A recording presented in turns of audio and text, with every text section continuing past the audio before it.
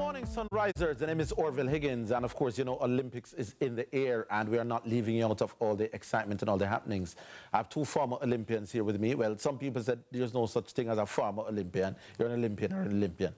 Brandon Simpson, Murray Smith, they'll chime in just a little while. But there was one thing that was said by four-time Olympic medalist Otto Bolden yesterday, and it never quite went down so well with some Jamaicans. But first, let's listen to that Otto Bolden bite, and then we'll come back and have a quick discussion about it.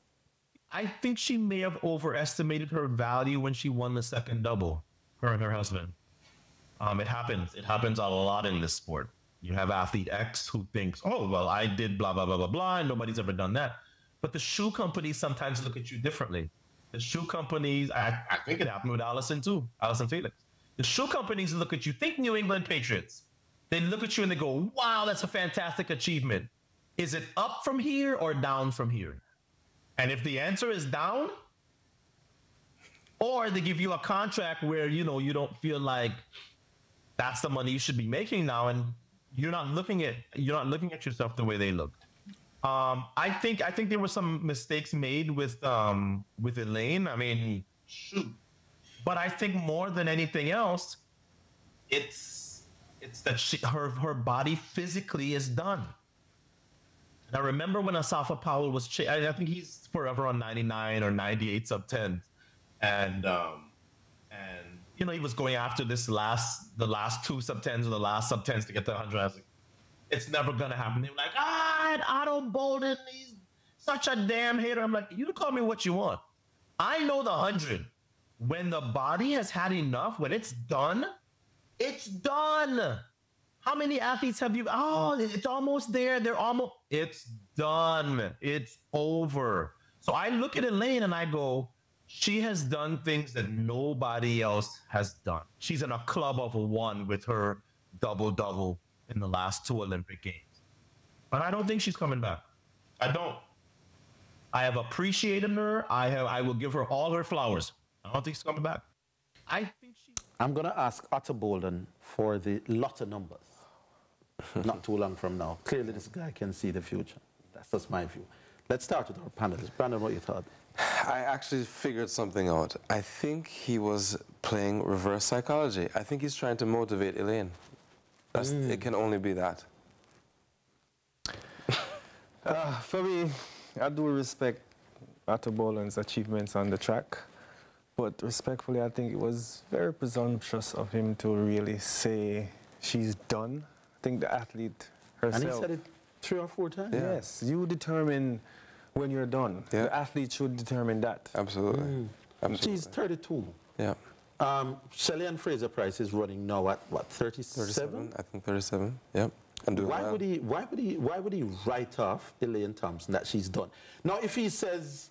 Listen, she won't get to the heights that she won't run 10.54 again. Right. I'd probably back off and, you know, swallow your face and take the dose. But to say she's done. Yeah. I think he went a little overboard. I think it's disrespectful to tell a person when their body is finished. You're not in their body. You don't know their longevity. She could be something that we've never seen before and do something greater in later on in life. I don't think it's fair. The fact that I just made a comparison with Shelley. Shelley's more sturdily built, you know. And I heard Stephen Francis himself making the comment that he doesn't think that there's the expertise in Jamaica to coach who are afraid. She's, does that make Otto Bolden's statement a little bit more palatable? The fact that she is, based on Stephen Francis, who is God for me, much more slimly built and probably more prone to injuries than say a Shelley, who's more powerful. All of us get injuries at times over the years. Sometimes it takes you weeks to come back from, months, years. I can remember Bridget Foster had an injury one time and they said she would never come back. And she came back years later as the oldest athlete on the start line, and she won the World Championships. So I just think, like Brandon said, he went a little bit overboard with saying that her body is done. Yeah. Done is a final word. Yeah. Don't mean you can't come back. Exactly. Why would you say that? Right. Unless there's something to your theory. He's trying to motivate Elaine. How do you think I don't know how well either of you know Elaine, but even if you don't know her, you would know about her. How is she like it? If I were her, I would use that as motivation. I would be. I say, well, shut up. Yeah, I'm going to shut him up, 100%. Yeah.